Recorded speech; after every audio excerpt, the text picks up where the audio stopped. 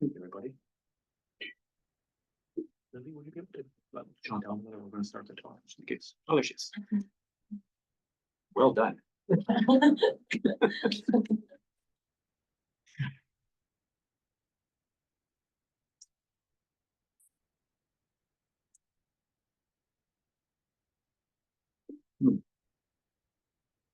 So, as I said at the beginning, but before I remember the turn recording on, tonight's open house talk is on the theme of death and dying. This is not originally the talk I was planning to do this month, but then a whole wave of transitions happened in the last month, with people close and people not so close, but within kind of the larger circle of friends and family. But it seemed timely all of a sudden. So what it was originally going to be a nice little talk on mindfulness of body became a talk on mindfulness of losing touch with your body in a certain sense. So it's interesting how things turn out sometimes.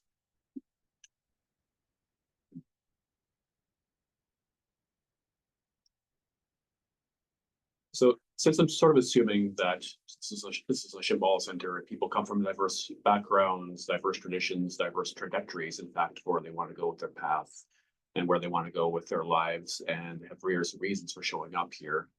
I wasn't really planning to give like an extremely traditional talk about like what various Buddhist traditions say about what goes on with death and dying and so on and so forth, but keep it at a more practical rather than theoretical level. Basically, how do we grapple really in our actual real lives with the simple fact of the matter that death happens, right? It's going to happen to us, even if we don't really buy into that. It definitely happens to people around us. Most of us have at least been adjacent to death at one time or the other, even if it's only a pet, or a friend of a friend, or a distant relative we don't know very well. We've had some sort of brush, right? And probably that brush was enough to plant a seed of some sort of curiosity that brought us to this particular place, this particular time, to hear this particular talk by this particular being before you, who perhaps knows something useful, or perhaps not. And we're here to see, basically, what can come out of this situation.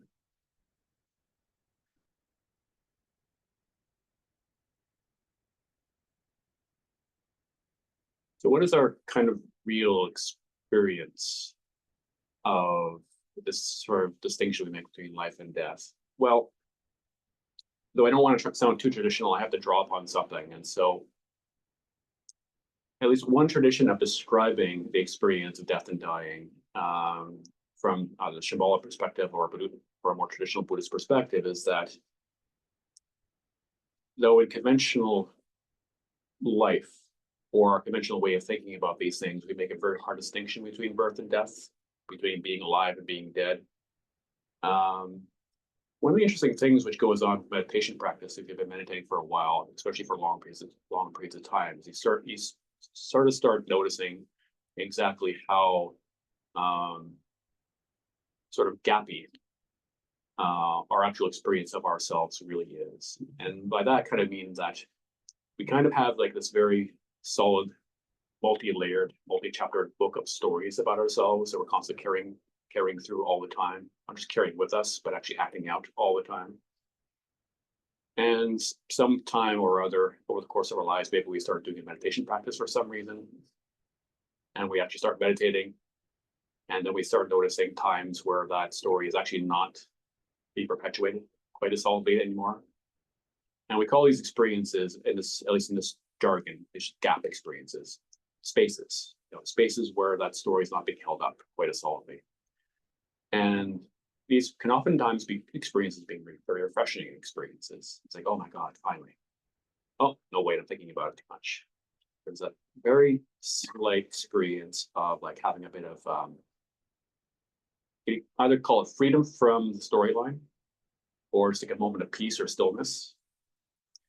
And as we sort of like explore that through meditation practice or meditation training or what have you, we start developing more and more confidence that that sort of like that gap, that space, is somehow at least some sort of clue about something more fundamental about ourselves than all the emotional storylines and narrative storylines that we usually have.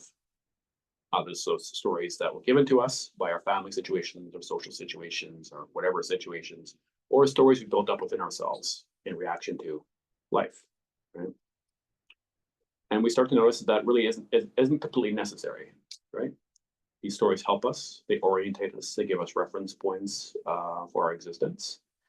But they don't entrap us as much as perhaps we're afraid they do entrap us, right? So that's life, what we call life. Narrative, and then gaps, little gaps here and there.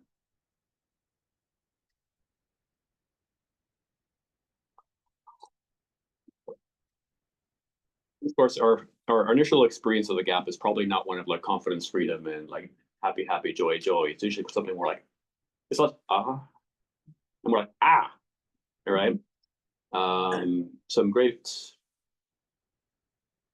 really terrific experiences of fear, or like at least freak out can occur when we sort of like have those little gaps sometimes, because they sort of indicate that those same storylines which sometimes torment us, or we feel like are just like over occupying us, at least they provide us with like some sense of like a solid footing. And so losing that sense of solid footing in and of itself, even if we don't like the house we built around ourselves in our own minds, or which are built for us by our families and societies, at least provides some kind of comfort, right? And one of my teachers in particular, he likes to compare it to like getting used to the smell of your own armpit, right? He would constantly say that every retreat I ever went to with him. And it's not that the smell of your armpit is in and of itself like so wondrous. However, there's sort of comfort to it. Like you've had the blankets pulled over your head all night, and you've kind of like absorbed your own odors and become habituated to them. And the minute the covers get pulled off your face, and you get hit by the fresh air, which is a little bit crisp, a little bit brilliant, because there's probably a little bit of light poking in now. There's a sense of, there's that sense of just you don't really want to engage with it. That's just kind of how we experience it, right? It's like very untheoretical, unphilosophic, just like, yeah, it's just that, right? And experience is just like not want to engage. And it's sort of an analogy for how we oftentimes experience these little gaps in our stories. We may not like them, but at least they protect us from having to like deal with the discomfort, having to get out of bed.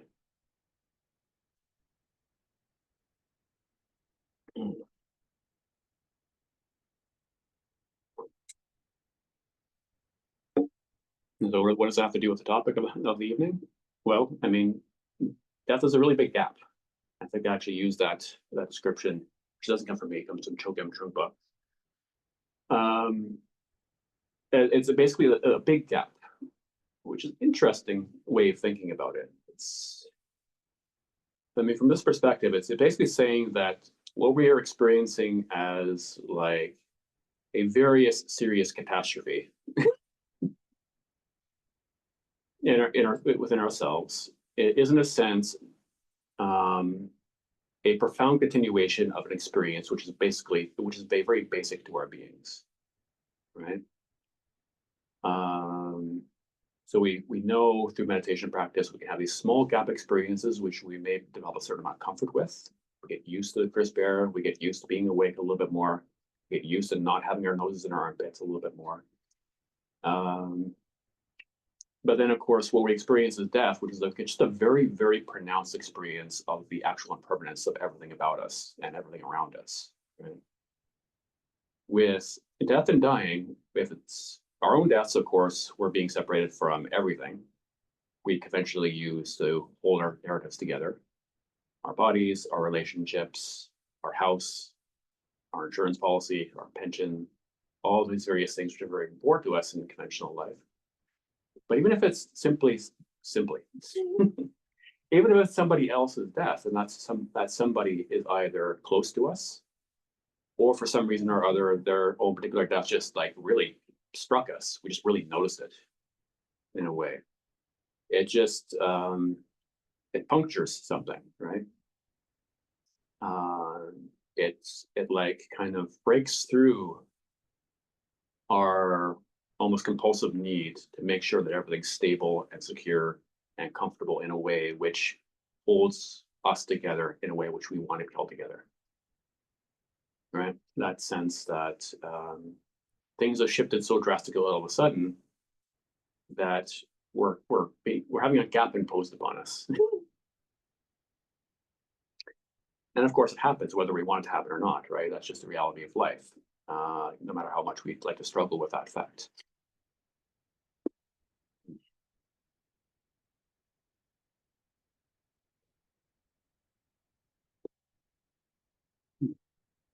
And so in most traditions, at least those who are like very well established and, who recognize as having some amount of wisdom about these matters, there's various ways and forms which are suggested or used to try to like work with these experiences, to work with big gaps in our lives or in the lives of others. And a lot of it really comes down to, I think, and you can have your own opinions about this or your own suggestions to me about this. At least having a path of meditation comes down to developing some sort of sense of confidence and fearlessness, basic confidence and fearlessness about that sort of like primordial ground we sort of start witnessing when those gaps occur in our practice and in our lives. That it becomes a little bit less about the big freak out. Something changed, something radically changed. I'm changing, everything's changing.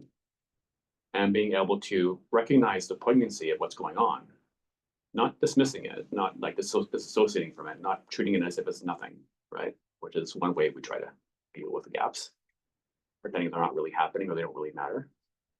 But actually being able to have enough perhaps stability of heart and mind to be able to lean into it a little bit and accept that it's really happening and it really is meaningful. And not flip, not the kind of like, not lose it in one way, shape, or form. Anybody else ever been to a funeral where all of a sudden like half the family seems to be fighting in the next room and screaming at each other? I've been to experiences like that. Right? And that's an interesting experience too. It's like these sorts of death kind of shifts things so much that you really don't know what can sometimes happen in a social situation. People can really just start going at each other or break down, of course, and be completely inconsolable. Grief can really overcome people. It's very powerful experience.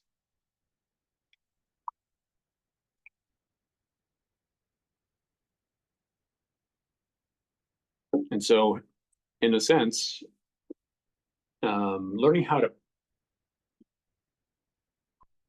I'm going to sound a little bit like Socrates here, but it's a lot of it has to do with almost like the practice of dying, in a sense.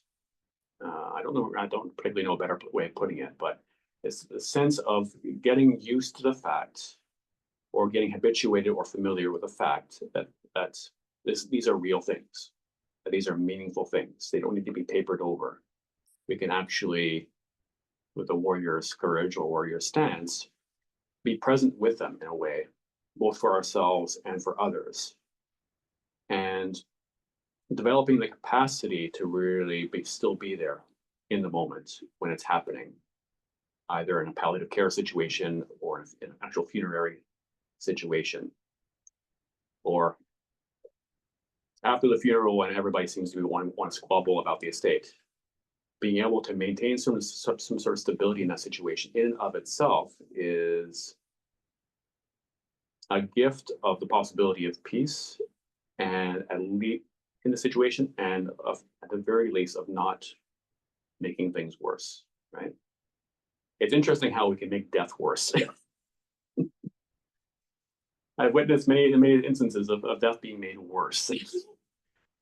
And I don't think it's usually done out of any sort of like meanness of spirit, right? It's just a situation has brought something out which people don't know how to handle very well. And that is so endemic to our culture, where we don't talk about it, we don't think about it. Our ways of coping with it are usually a little bit um, unproductive in some ways. And so even thinking the thought that maybe I can work with this experience in advance of it actually happening, be somewhat prepared, is perhaps in and of itself fairly courageous. So congratulations to being fairly courageous, just listening to me yammer on about this.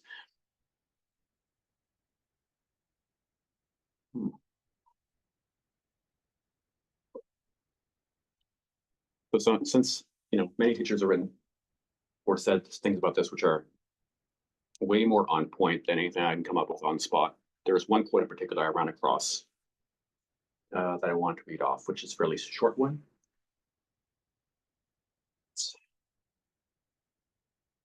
It comes from a death and dying manual from Shambhala International. So it's hard to get, but it comes from a particular letter. It's long text.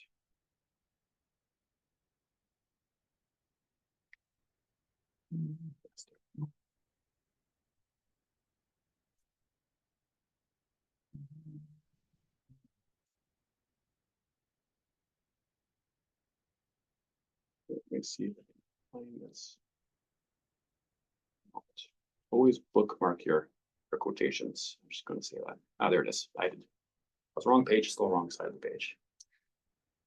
So let's read it in total. So the following excerpts are taken from remarks made by Chogyam Trungpa Rinpoche at a Sukhavati ceremony for a Sangha member by the name of Kelsey Campbell, not somebody I know, in November 22nd, 1975. So death is not something that we should just purely emotionally indulge in. We should not neglect or forget about it. It constantly happens.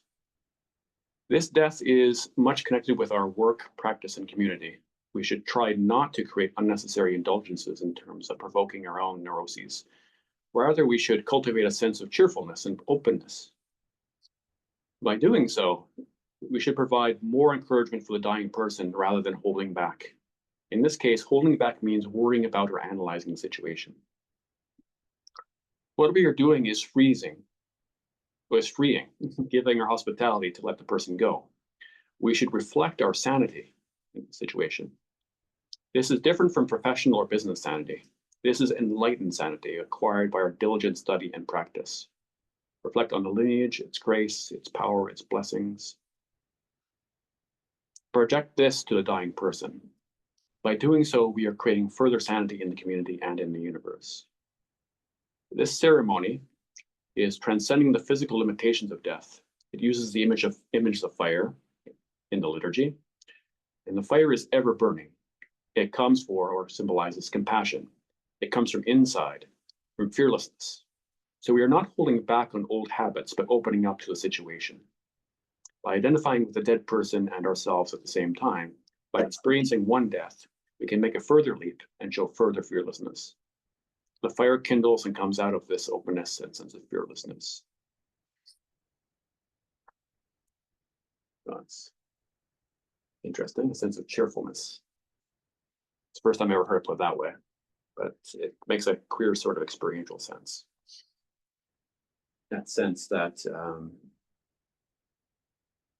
the last thing a dying person needs, or somebody who's recently deceased, is more drama. Yeah, they really don't need you to add more drama to their situation. For us to add drama to a situation, which is not to say that you should not have your own emotions, right? That you shouldn't actually feel sadness or grief or any of the other things, which are perfectly normal and sane. It's a sense that perhaps we know ourselves enough that we know that if we don't prepare, don't have a certain amount of practice under our skins, that we could be one of those people who somehow gets into a fight with a loved one in the middle of a funeral, right? And there's a sense that whether or not you think that that deceased person is literally still in the room with you during that ceremony, at the very least, it probably doesn't really help anything. There's no help that comes about from not being able to be fearless in a situation, to be with the situation and be open in the situation. Great. So now we just need to figure out how to practice. But, I'm only open the space up for at least a few people to comment or question or query or challenge or whatever. I'm curious about, because in the quote, there was a mention of compassion. And there's meditation practice, and then there's other practices like tonglen that's specific around compassion.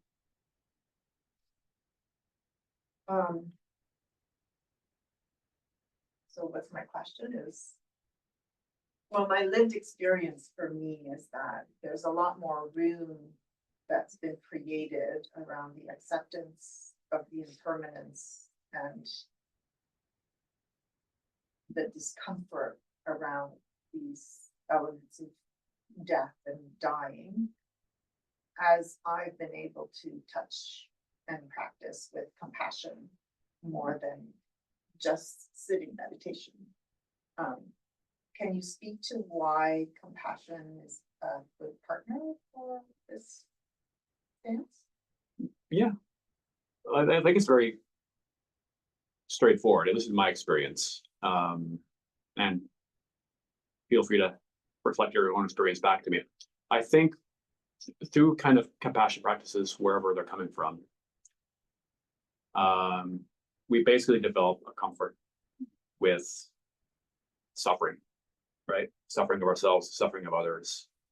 We develop a willingness to actually recognize when it's happening and how it can be expressed in ways which we don't find particularly pleasant or acceptable, right? And we become less reactive about it, right? I think being able to hold yourself reasonably sane and reasonably at ease when somebody starts like getting really something with you in a situation which is very, very tight and unpleasant, right? That's hard. But if you can actually recognize that that's coming out of something, some kind of pain, even if it's just like a flash or a moment, it's like, oh yeah, okay. They're acting this way because they really can't handle a situation. That's suffering. That's really obvious suffering. And if I can breathe that in and give out some sense of like clarity and sanity in the situation, is probably helpful. At least insofar, at the bare minimum, that I don't start reacting in a way which just compounds the situation even further. And then they do something else, and everybody's involved, right?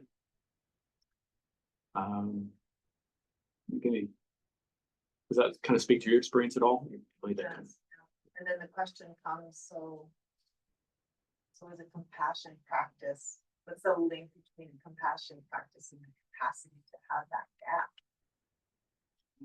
I think the traditional answer, or actually I think the experiential answer, is that if you don't really work with your Shambhala practice, the mindfulness practice, ability to like keep your mind stable and be familiar with your mind, it's very difficult to actually do compassion practice, basically. Because the real deep roots of like a real compassion practice, as opposed to a niceness practice or a pity practice, comes from that ability to like recognize that deep space within ourselves. Because that can actually absorb whatever's going on, if we're able to stay with that. And that can give out space. So that's why we need two sides of the coin. We have our mindfulness practice and we have our compassion practice. One really supports the other and advances the other in depth.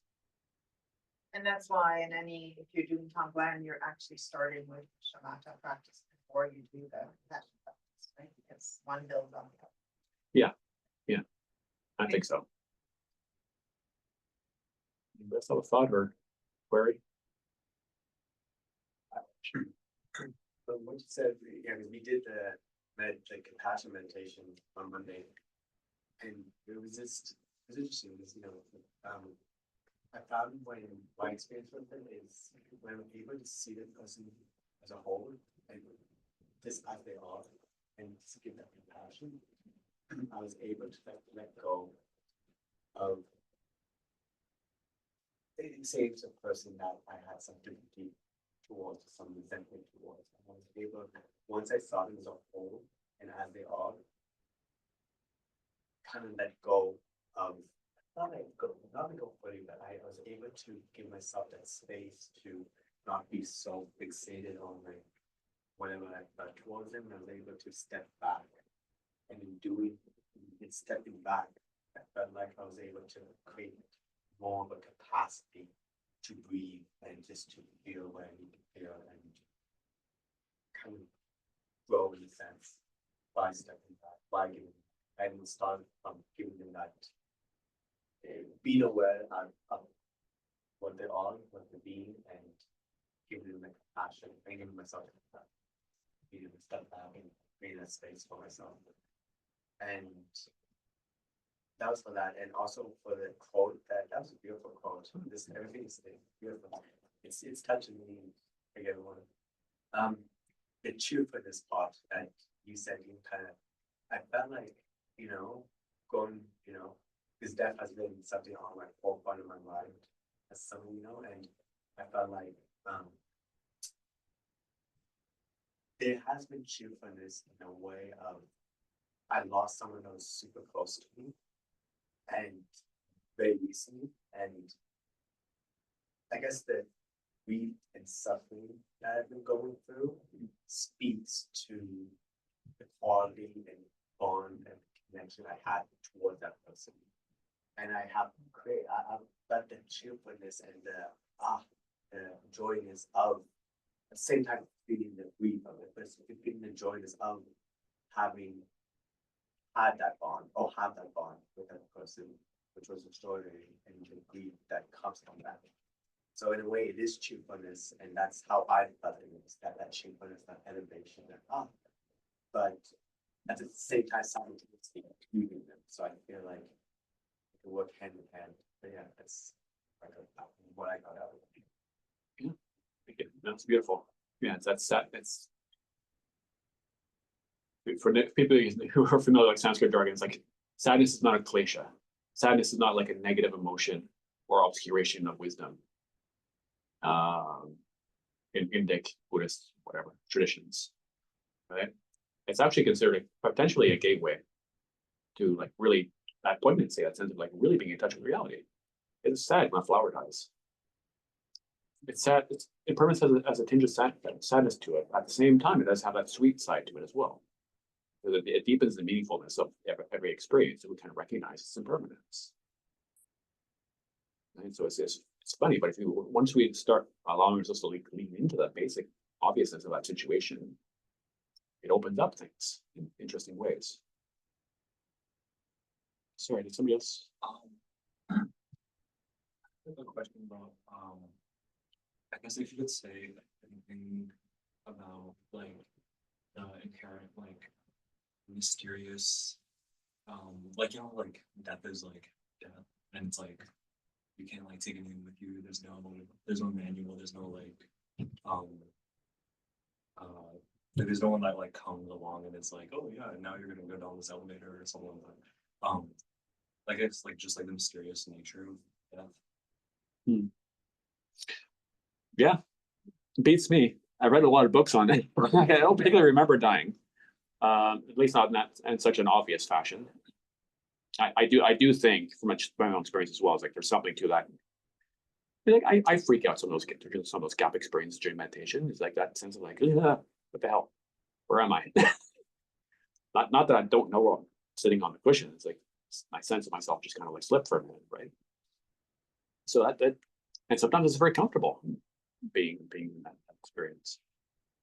I could say it's like the tradition, like a lot of traditions, especially Eastern, would say that you don't take anything with you except your own mind.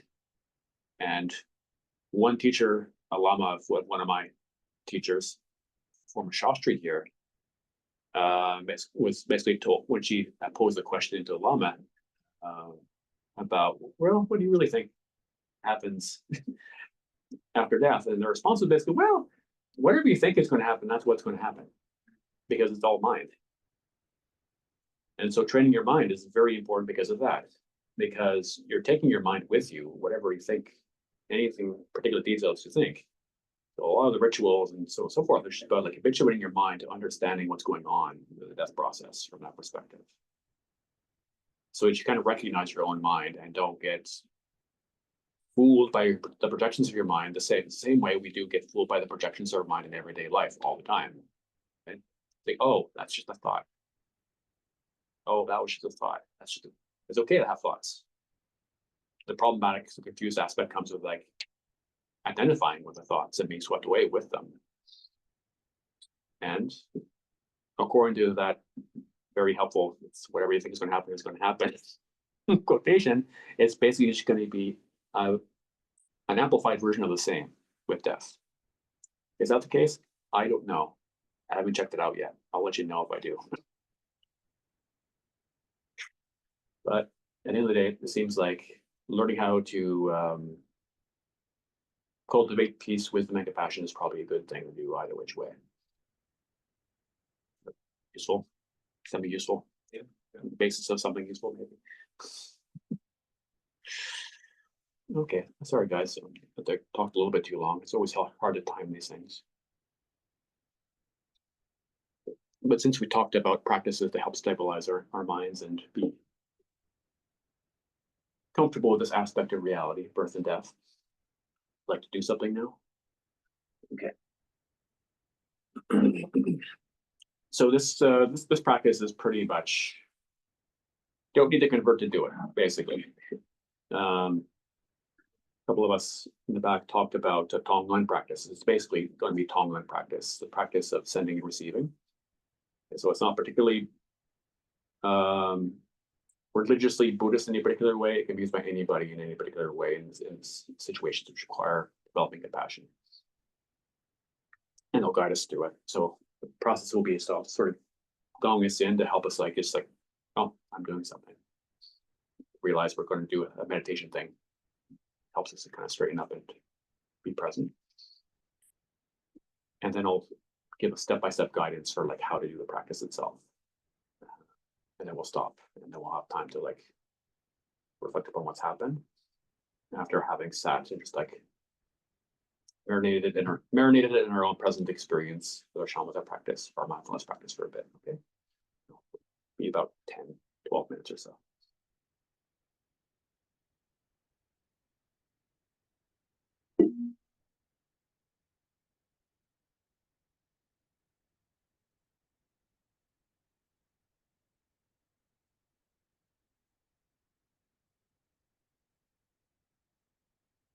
Just practice shamatha for a few moments.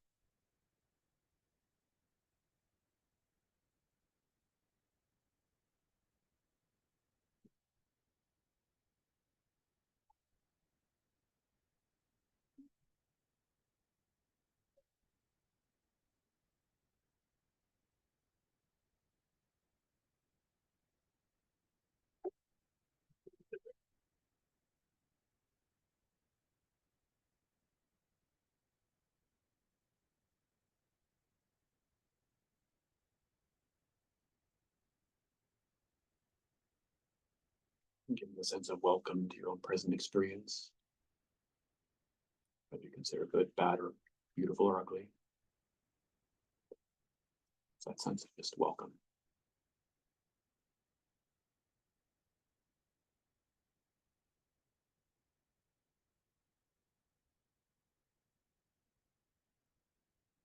Sense that your own basic experience is basically good. Worthy of respect, whatever it is.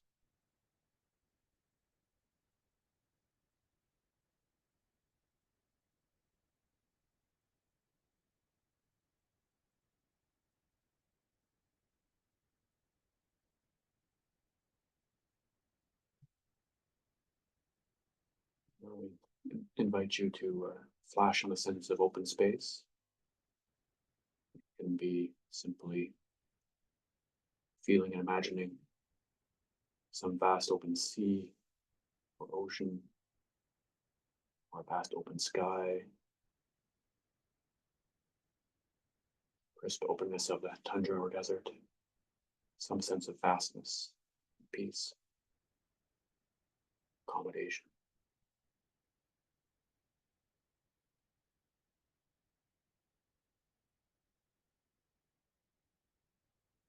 tuning in, drawing in that experience.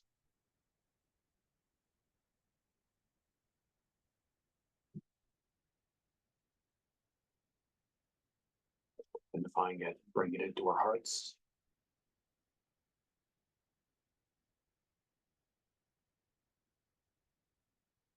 This part is called working with textures. Now, into that vast open space of our hearts, we are going to imagine breathing in from all around us. It's like dark, sooty, slightly claustrophobic air. Just bring that through all pores of our body, all directions. Breathing that into the vastness of our hearts, that vast space. And visualizing that being transformed into cool, crisp, refreshing, accommodating air. Breathing it out in all directions.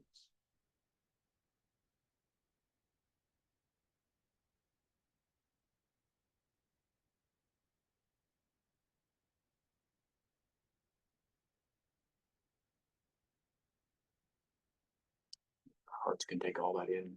Nothing ever gets stuck. It just dissolves further and further armor around our hearts. Allowing us to breathe out further and further air.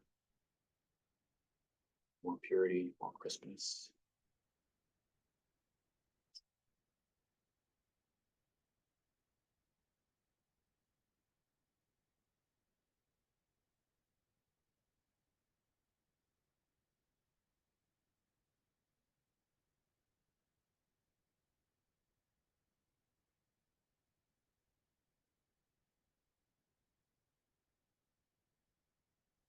Now we can begin by just visualizing somebody if we have great love or respect for.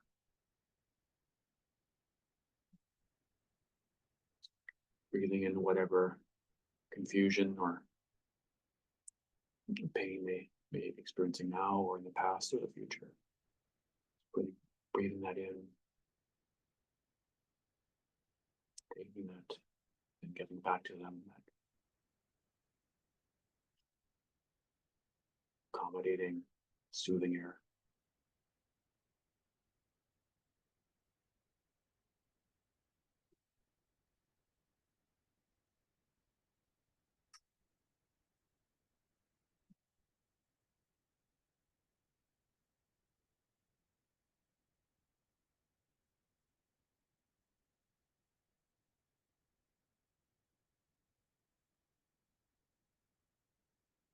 And our focus is from that person.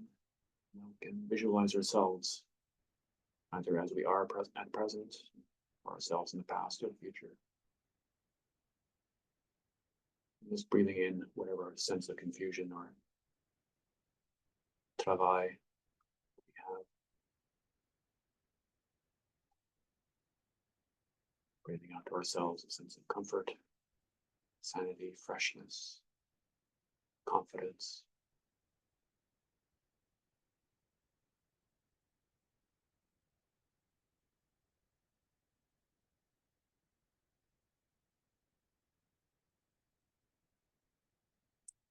Breathing in whatever confusion we might have about our own basic goodness or worthiness, and breathing out a sense of confidence,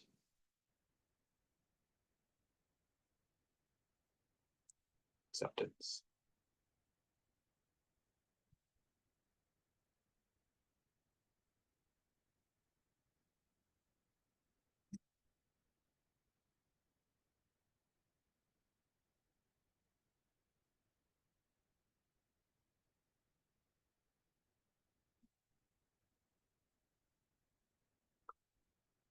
We find ourselves in our present lives to be in a situation where somebody we know or somebody we know secondhand is either dying or recently deceased.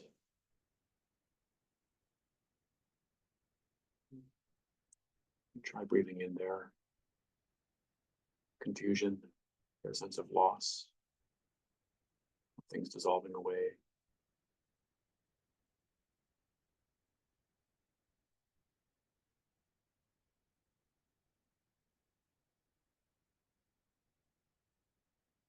give out to them that same sense of freshness and comfort.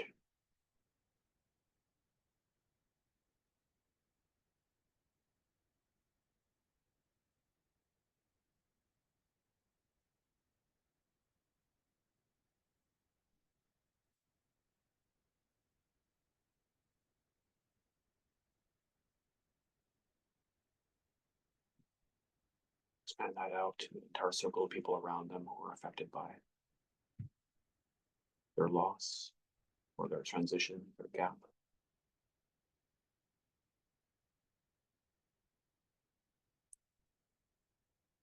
You can breathe that in, their confusion.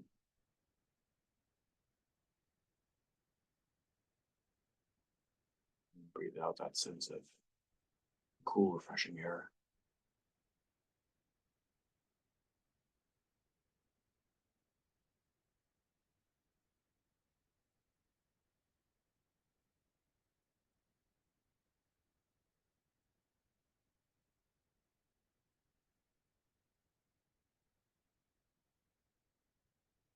Expand that out as far as we are able to. Many people, beings who are in a similar state. Breathing it in, breathing out.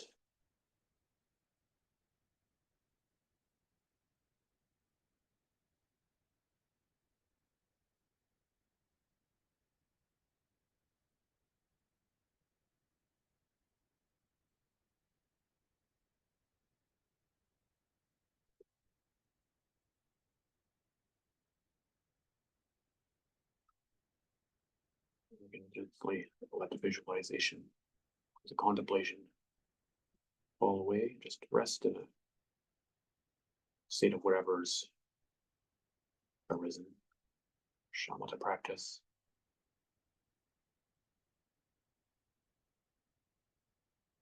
Just being with ourselves and with each other for a few moments.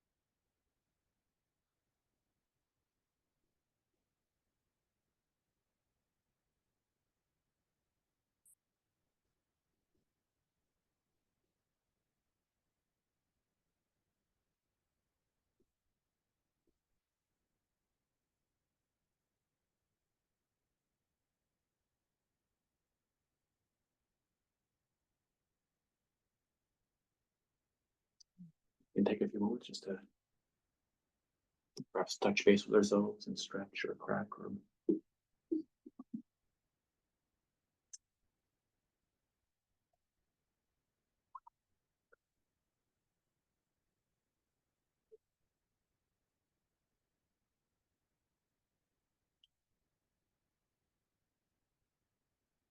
so that was a very brief introduction to tonglen practice. It was a very deep practice.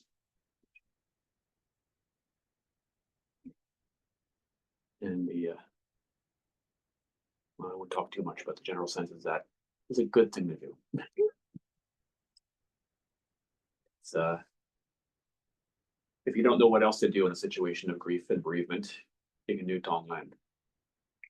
And something probably magically will happen. Right? Not in the sense of like walking on water, but in the sense of like you may be able to handle things you didn't think you would be able to handle. You may be able to see things you didn't think you would be able to perceive, but probably wouldn't have perceived by other people or yourself. And that creates a lot of more space for perhaps just working with reality in a way which feels more wise and perhaps less confused or reactive.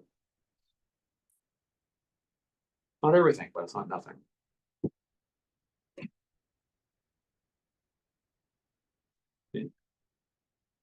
Any thoughts, any feelings? How are people doing?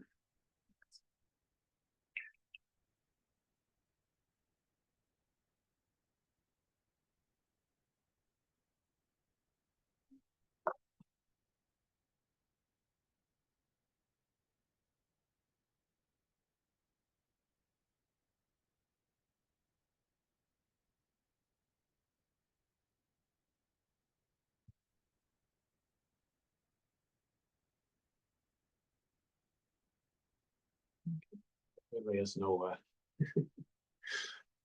particular remarks or things that they want to like, or they just want to marinate with their own experience right now, which is great actually. We don't need to like blurb. Just to fill up space. It's kind of the opposite of what's necessary most of the time.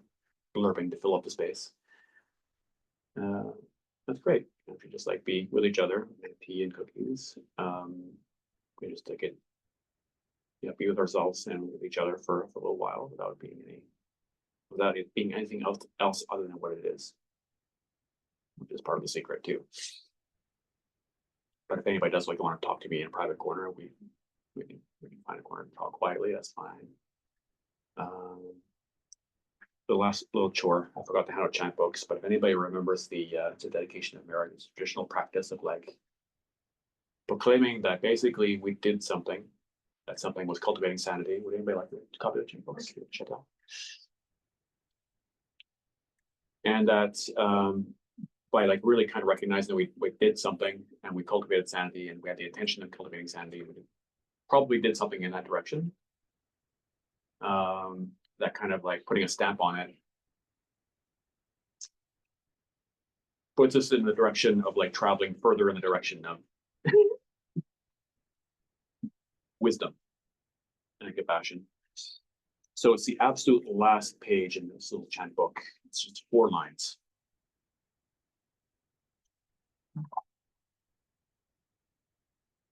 So we just traditionally just chant that, dedicate the merit, and then my gong is out, and then we feast. Nice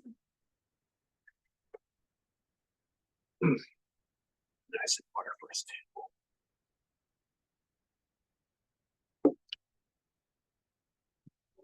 By the confidence of the golden sun of the great ease, may the lotus garden of the Rington's wisdom bloom.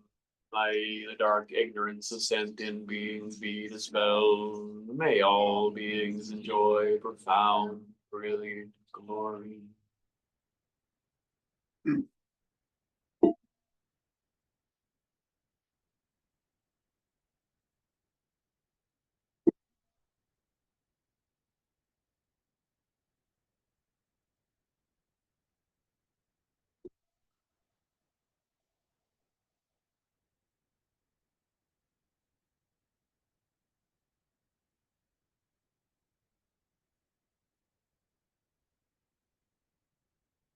Thank you, everybody.